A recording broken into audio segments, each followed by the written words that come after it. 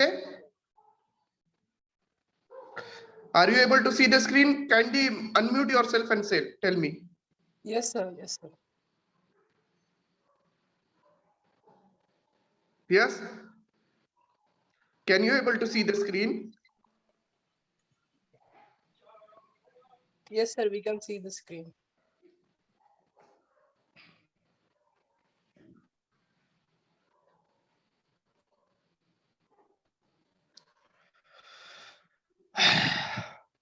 Okay. Yes, can you able to see the screen? Pooja, Mahadev, Sahil, at least reply. Unmute yourself and reply. Can you able to see the Yes, sir. screen? Yes, sir. We can see that. Yes. Yes, sir. We can see the screen. Sahil, you're not audible. Your voice is very less. Hello. Hello. We Yeah. can see this. We can see the screen. Okay, okay. Okay, no problem. So, yes, yesterday we have discussed about the first chapter. Now we are going to see the important factors about the scientific approach, right? See, there are few models that we need to understand. Now there are a few, management thoughts, evaluation of management thoughts, we can say. This evaluation of management thought is very much important from the point of managing the activity. I mean, if you do any kind of business, or if you're working anywhere in a field of management, and under you there are lots of employees, those who are working, so you need to manage them in a proper way. Okay, there are certain factors that we need to understand for understanding the activity. Now see, administrative theory, which I would like to describe with you. Mr. F.W. Taylor was developing principle of scientific management, and Henry Fayol was known as a modern management for developing administrative authority based on his own experience at CEO. Okay, Henry Fayol and S.W. Taylor, they are the two main people, those who have given their own management thoughts. Okay, for the company development and the managing of the labors. Let us see what are the things they have told. You know, let us discuss with the factors of Henry Fayol. See, there are 14 factors which we need to discuss. First one is a division of work.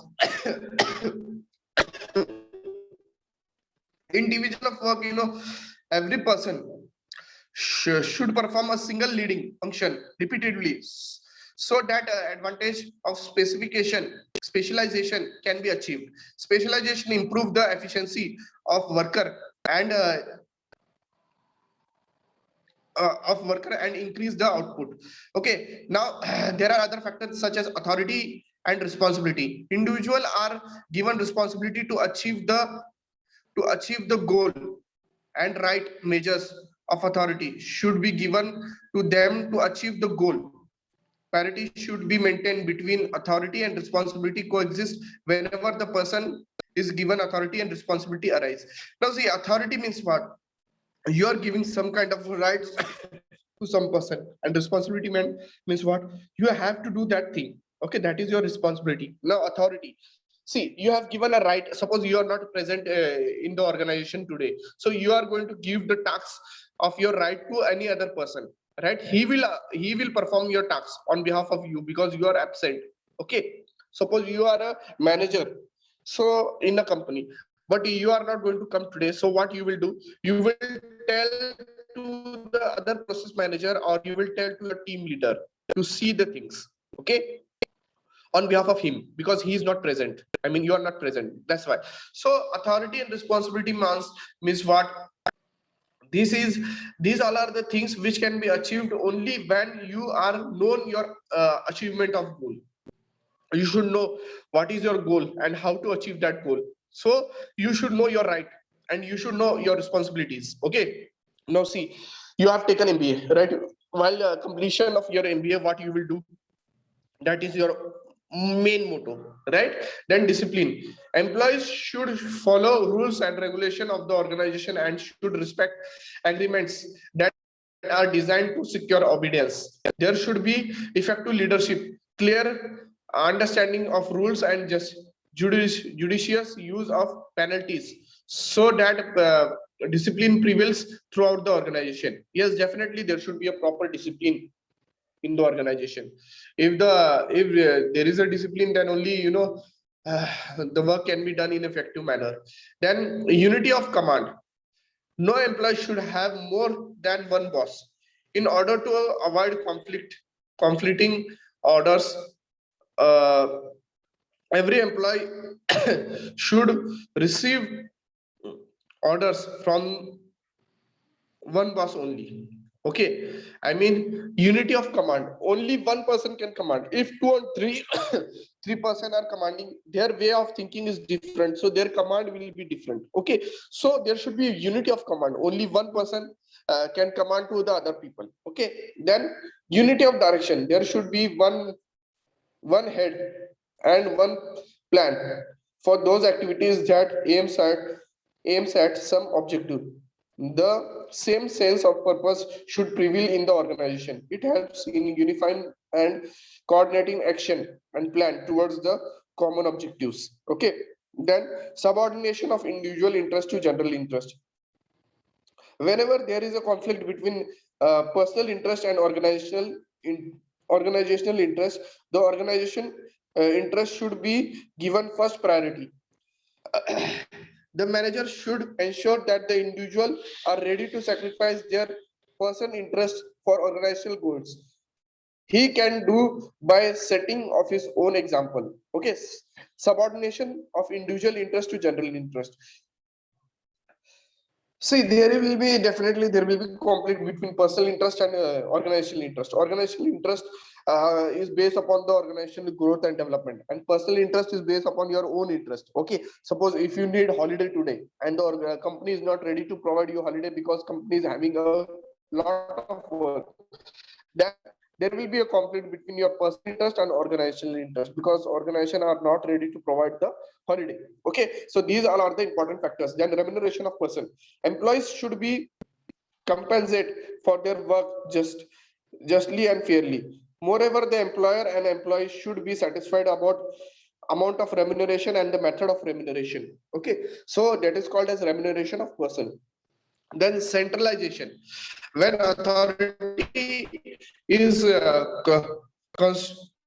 constructed and subordinates have less role in decision making in its centralization. When authority is disbursed and subordinates also play a role in decision making, it is said to be decentralization. Okay, now see, centralization means what? Over here you know, the top level person, he is having the authority of decision making, right?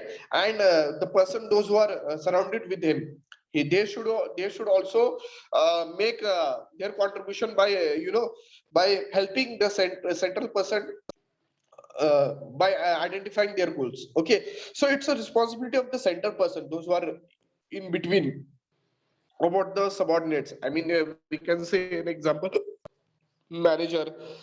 Okay, manager is a person those who are going to provide a good and healthy relationship between the employees. Okay, and they are the person those who can make sure that the work should be done in a proper way by the subordinates. So over here the decision making capacity and the decision making power is based upon the centralized person, I mean the top level manager. Okay, if he thinks that subordinates can also plays an important role while providing the decision, because if they have the certain knowledge about the certain knowledge about the things, then decentralization work can also be utilized over here. I mean the subordinates can also provide the decision making capacity. Then the next one is a scalar change. Over here you can see the chain of the line of the authority ranging from highest rank to the lowest rank. it also represents as a chain of communication. Now see, over here, what they have told that that the lower people, those who are there in the organization, they should report to the upper man only, upper management activity person only. I mean, they should not report to any other person. If the scalar change is not properly organized, then definitely in future they will face a problem, because scalar change plays an important role. Okay, I mean to say, when there is a growth in a particular sector, when there is a growth in a particular sector, the growth can be identified only when there is a proper pipeline of work. I mean, uh, uh, the work can be given by the top level manager to superior, then the superior to subordinates, then the subordinates to worker. This is the hierarchy through which we need to undergo.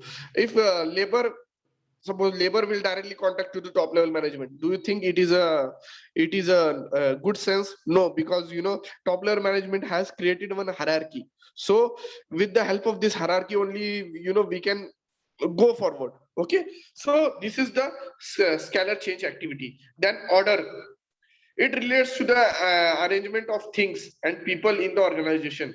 The principal emphasis that there should be a material as well as social order. It means that there should be a there should be a place for everything, and everything should be in a proper place, a place of everyone, and everyone should be in his or her appointment place. Okay, order, I mean, suppose if you are giving order to somebody else, then he is having the responsibility to complete that order and give back the feedback. Okay, so order is also a necessary factor. Then equality, manager should be fair, kind, and impartial in dealing with their subordinates. Definitely it's a responsibility of the manager to be kind and fair with each and every employee. I mean, there should be no bargaining, or there should be no misbehaving with one employee and good behaving with the other employee, right? So manager having the responsibility of, they are having the responsibility of uh, capturing each and every person in a proper manner. I mean, they should also make sure that all the employees, those who are working over there, they are having a good faith. And they should also show some good response for their growth and development by by by providing a proper tasks, and by providing a proper fair activities. Okay, then stability of tenure, employees should be given same job security. Okay, it takes time for the worker to understand of his new job and become skillful in it. Definitely when you're getting an appointment of any company, you go to the company, but in the first few days, you are not in a position to tackle all the problems, and to to get all the things. Why it is so? Just because you are the new over there, and uh, for sustaining with the environment, you need to stabilize first of all. Then only you can go forward. So over here, what is the needed thing here? Over here, the needed thing is to make stabilize in the activity. I mean, you have to make yourself yourself stable in the environment which you are living. I mean, you should be in a comfort zone uh, in the company's perspective. I mean, you should be a stable person to learn the new things, and to gain the new things as well. Now the next one is spirit de crops. Spirit de crops, the employee should there is one more thing that is called as initiative. Okay, always remember that the employees should be encouraged to think new ideas, and should also be allowed to implement them independently. It will help them to develop and grow. Okay, moreover, freedom to perform will act as a moral booster. Okay, it will lead to the job satisfaction and motivation of the employees. Okay, so initiative, should be given to the employees as well. I mean, you should also give an initiative to make a decision in a particular scenario, because if the person is expertise in that field, definitely you should give a chance to take an initiative to do the work by their own way, because you also know that he can perform the work very well because he is expertise in that field.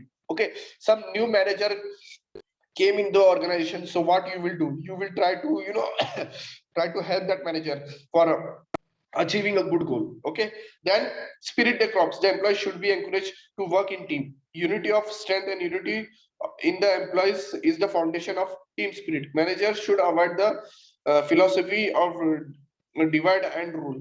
Okay, unity among the employee among the workers can develop through informational communication also. Okay, so spirit the crops means what? A teamwork. Okay, spirit the crops means a teamwork. Teamwork can be achieved only with the help of the team spirit. I mean, each and every employee, those who are working in the organization, they should have a uh, positive thinking and positive behavior towards the work and towards the company's prospective growth and development. Okay, so spirit the crops is also one of the important factor of management activity.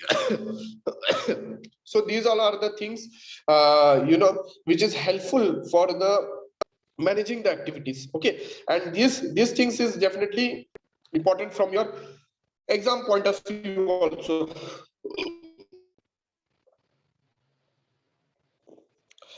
Now let us discuss with the bureaucracy. What do you mean by bureaucracy? First of all, bureaucracy. Okay, see, uh, bureaucracy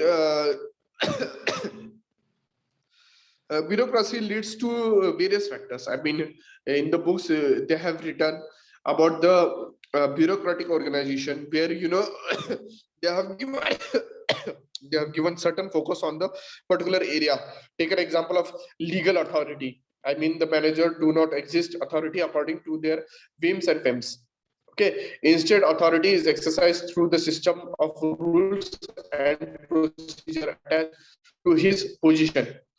In the bureaucratic structure, the rules, decision, and direction of the managers are written down so that they can act as guidance in a future for decision making.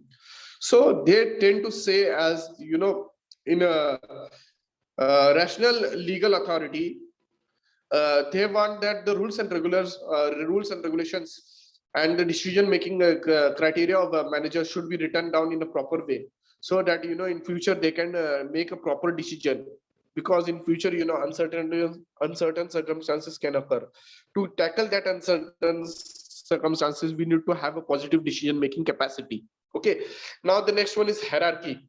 The formal hierarchical structure is a formally ordered structure of supervision and subordination in which each level of operation follows the direction of the level above and gives the direction to the level below.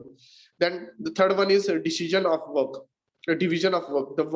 The total work is divided into small units of routine, well-defined tasks. Each unit takes a form specialized job.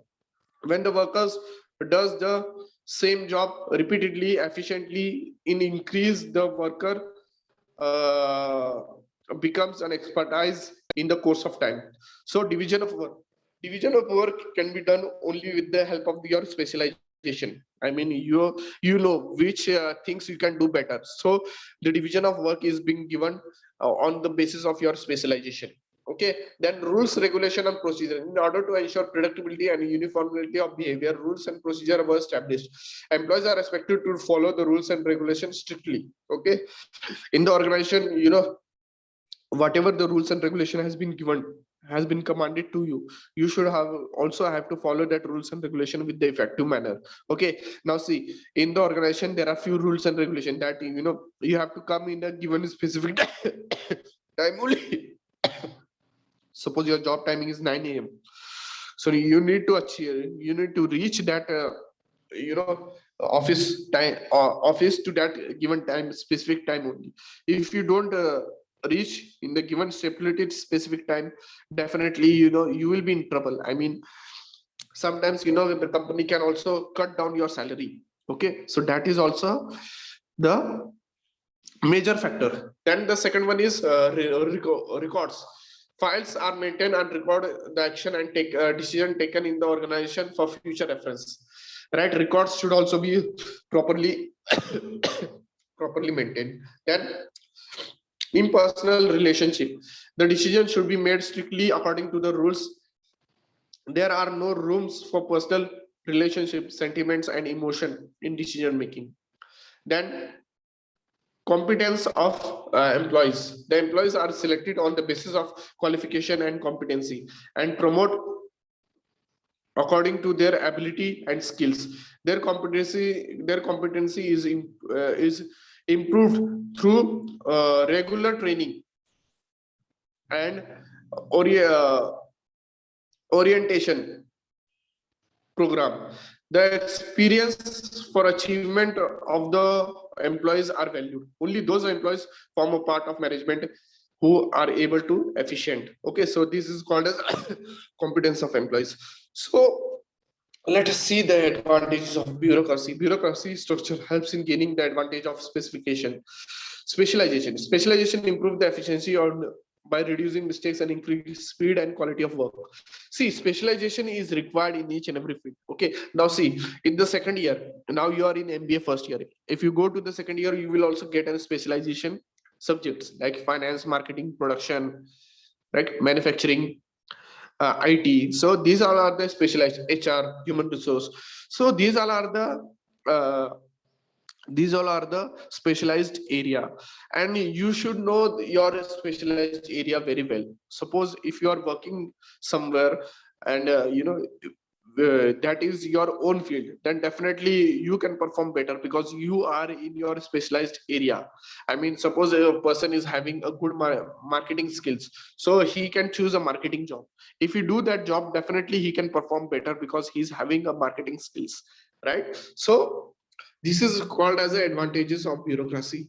Then rules and regulation was formed to after deliberate decision. Pros and cons of every rule are discussed. The decision taken are more rational and more subjective. Definitely, the rules and regulation are formed to deliberate decisions. Then promotion selection on the basis of qualification and competencies. There is no room of biasness and privileged treatment for the same. Rules and regulation are uniform for everybody. Such equitable treatment leads to higher degree of democracy. So over here, promotion selection activities can be done in an effective manner. Okay, if you work in a proper way, your selection and promotion activities should be properly done. Okay, disadvantages of bureaucracy. The bureaucracy is categorized by highly rigid and static structure. There are strict evidence to rules. The rules are not changed frequently. The environment in which organization functions is very dynamic, thus making rules redundant sometimes. Now see, over here, what they are saying that whatever rules and regulation they have maintained, you should also strictly follow the rules and regulations. Sometimes the rules and regulations are very strict, and while having the strict rules and regulations, some of the employees they are not capable of handling certain situation. So this strict rules and regulation can also form a drawback for the company. Right?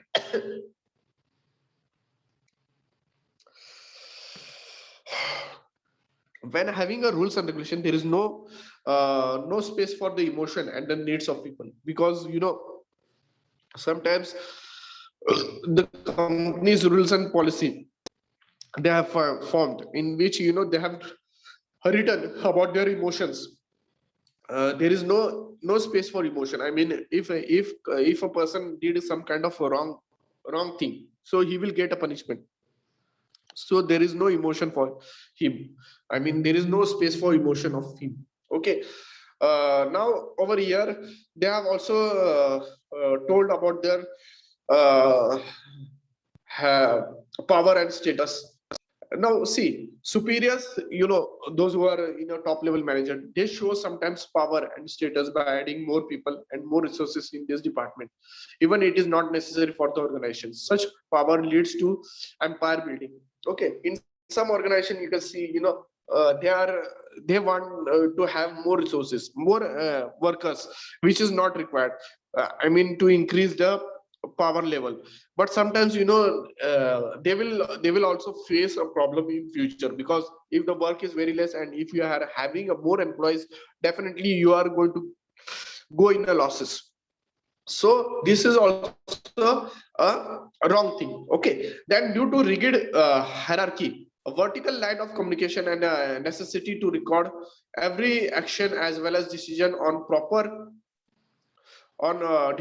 paper makes the file move through elaborate official channels, causing in order delays. Now sometimes, delay can be occur just because, not following the proper rules and regulations. Sometimes, the casual work which is done by the manager can really cause a big problem for the organizational development. Okay, for the prosperity and growth of the organization, this can be a biggest hurdle, because sometimes, the organization, the people those who are working in the organization, they are working effectively, but because of the managers laziness, or we can say casual behavior, sometimes, the work cannot be identified properly, because sometimes, the managers are not taking the things seriously, due to which, the organization is going to face a problem.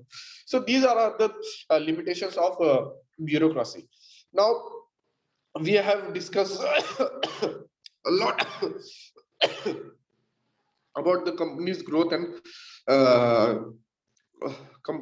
and development. Now we are going to discuss about the modern management theory, which is given by Peter Drucker. See, this is a really Peter Drucker is a really good person in the field of management, in the field of founding a management theory. Okay, so his practice revolutionized management thinking in 50s. His famous publication are End to the Economic Man, A Future of Industrial Man, Management for Results and Effective Execution of Management Tasks, Responsibilities and Practices. So these all are the things which is being written by the Peter Drucker. So he is a famous publication of these books, and he has also given really he's also shown a really prospective growth for the management activity. Let us discuss one by one. His main contribution includes the nature and the role of management. He opinion that management is a dynamic, life-giving element for every organization and is needed for everyone, everywhere. He stated that developing countries are not underdeveloped; they are undermanaged. Management is a distinct discipline and social function. Okay, managers job to focus on economic performance and by making work productive and uh, work achieving worker achieving. So he is also giving focus on a managerial job and social responsibility. Managers should have some social obligation towards society. In order to flourish, it is important that the organization function is healthy society. Managers' action have a direct impact on society. He should be concerned with the human and social environment and not just good and services in the organization deliver. Customer orientation. Drucker emphasis that customer is very important for the businesses. The organization should produce good that satisfy needs and wants of the customers. Now see, there are few key result areas: market standing, innovation, productivity, physical and financial resources, profitability, managers' performance and development, workers' performance and social responsibility. So these all are the key result areas. Then MBO, he process management by objectives that includes goals set up by coordinate subordinates and superior in a uh, participated way for the predetermined period with the regular feedback on goal progress. Now see, management by objective philosophy is the most important contribution towards a management discipline. Definitely, with the help of this MBO, management objective, management discipline and management growth area has been really increased. Now, decentralization. Drunker has emphasis that managers should create important product decision division rather than division according to functions department base according to product makes management accountable for result. He suggested federal decentralization where the centralization in decentralized structure. Now see, in decentralization what he want to tell to us is that, you know, he want to tell that there should be a competitive advantage. I mean, if you see the decentralization area, I mean, in centralization area, you know, one person is handling all the things. I mean, he is getting a lot of work to do. So decentralization helps to, you know, give relief to one person. I mean, in each and every sector there will be some person who can see that thing. Okay, but in centralized area it is not so. In because in centralized area you will face a lot of problems. So these all are the things which has been told by the okay. Now next chapter we will see that planning. Planning is the essence of management. Okay, it is such a fundamental activity that almost all human beings are engrossed in planning for the day-to-day activities. Planning is the foremost function of management. Okay, the importance of planning can be understood with the statement that well planned job renders half of the work done. Okay, planning being the primary function of management involves various steps and has to be done keeping in view several factors. Okay, so see, in each and every field planning is a necessary factor. Plan of action creates your future better. Okay, if you are having a proper plan, definitely in future you know where you want to go. Okay, now as you have taken an admission in MBA, right? Now you have decided, I think you have decided which field you need to choose: finance, marketing, HR. There are lots of options available, manufacturing also, production, right? IT. So you can go in any field, okay, where you can establish your own where you can establish your own dignity.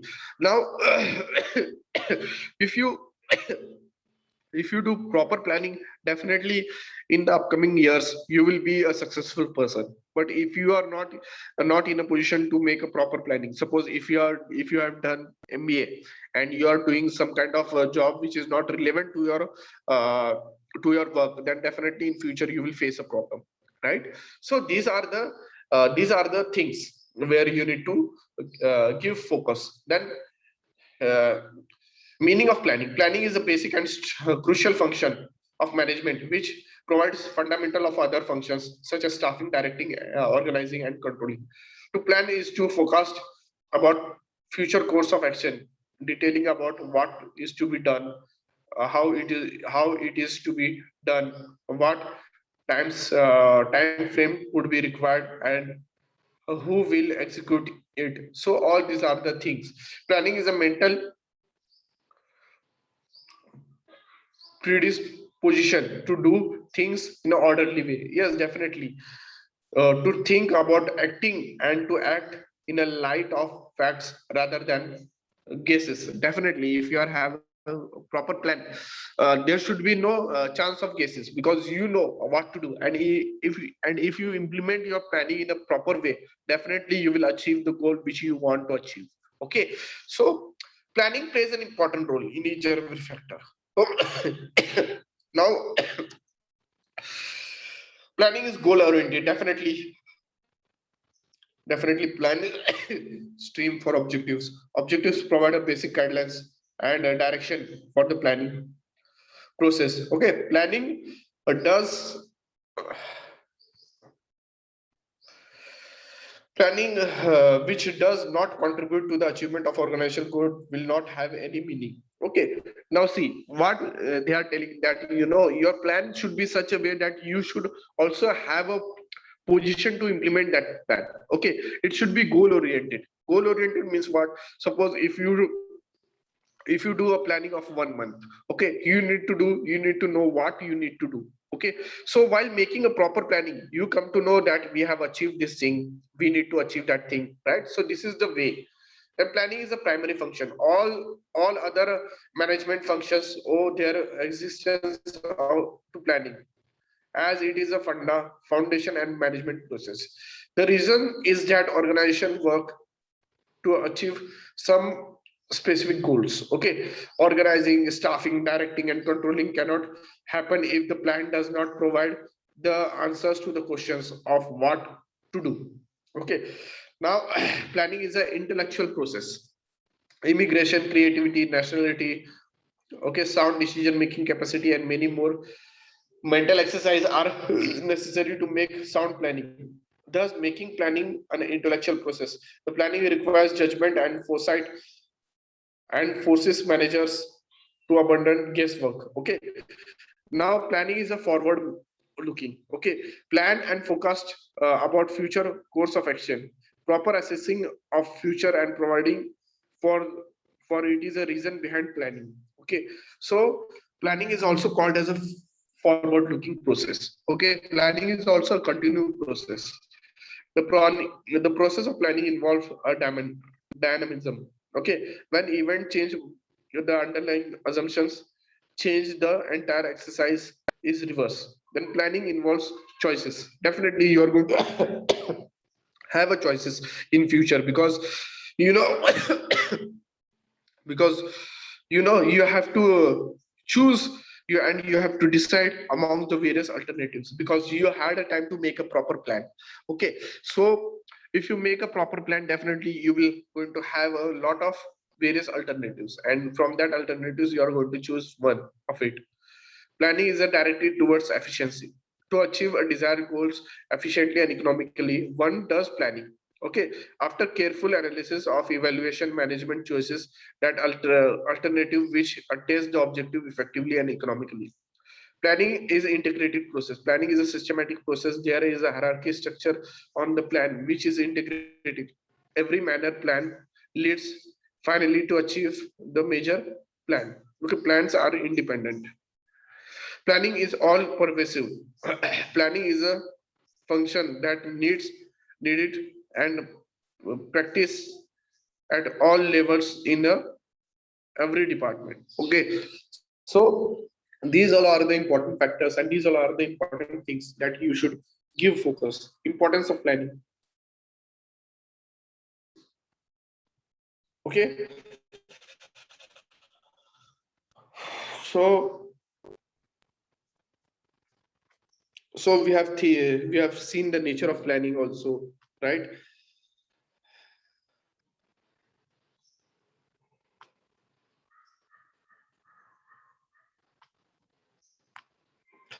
Now, the importance of planning. Planning provide direction. Definitely, planning helps to define the objective of the organization in simple and understandable words. Okay, planning reduces risks. Definitely, it helps to reduce the risks, because future is uncertain. Hence, it is not possible to eliminate the risks altogether. But planning does help in minimizing the risks by providing the future. Okay, planning is a futuristic process when wherein measures are taken to take care of any unfavorable situation that may arise in future. This significantly reduces the risks.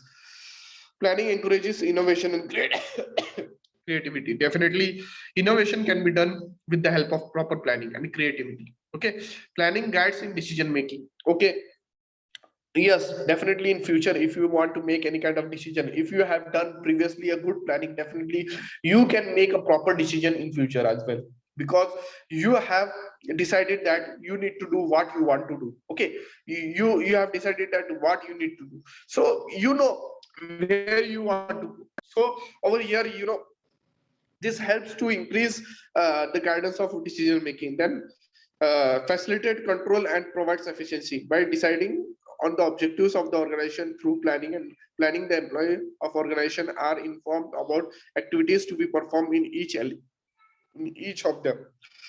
Planning improves morale and motivation. The objective of the organization and the role to be performed by every employee is clearly stated with the help of the planning. This makes every employee aware that they will be given due recognition of the work performed by them. This improves the morale and motivating them to perform dignitily. Okay, so help in coordination, definitely planning help in coordination, because plan is a unifying force. It integrates the diverse force to work towards the achievement of common organizational objective. Okay, it serves the basic basic of coordinating by interrelating the activities and resources in different department, division, and people. So these all are the importance of planning. So I think from my side I have given a full devotion to explain each and everything about the planning. Okay, in future, in the upcoming lecture, we are going to discuss the essential of sound planning and okay.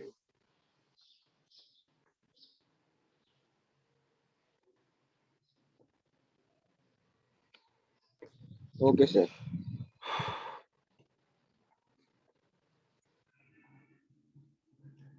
I think now I have explained the concept. I don't think so anything is remaining. Okay.